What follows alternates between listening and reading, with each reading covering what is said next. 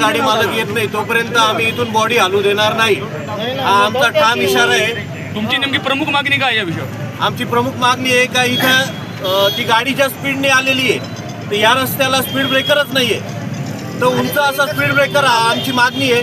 या रस्त्याचे जे स्पीड ब्रेकर आहेत ते छोटे, ते पण आम्हाला मान्य नाही आहे। थोडे मोठे स्पीड ब्रेकर आम्हाला इथं हवे। पुन्हा हे असे ॲक्सिडेंट इथे आता जीव गेलेला आहे का ते वरी पोरगी आहे ती, तिचं आता लग्न ठरलं होतं, तिचं वय खूप कमी आहे।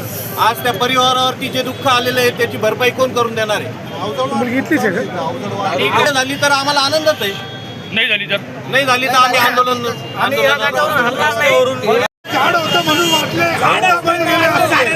मागणी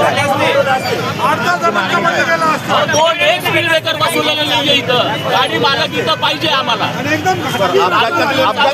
अपघात कसा झाला? गाडीवाला डायरेक्ट आला, 4 गाड्यांना उडवून गेला तो, 5 ते 6 गाड्यांना।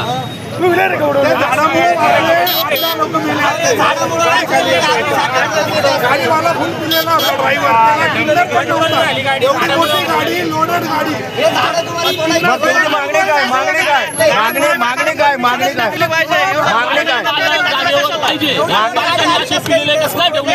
तुमची मागणी काय आहे?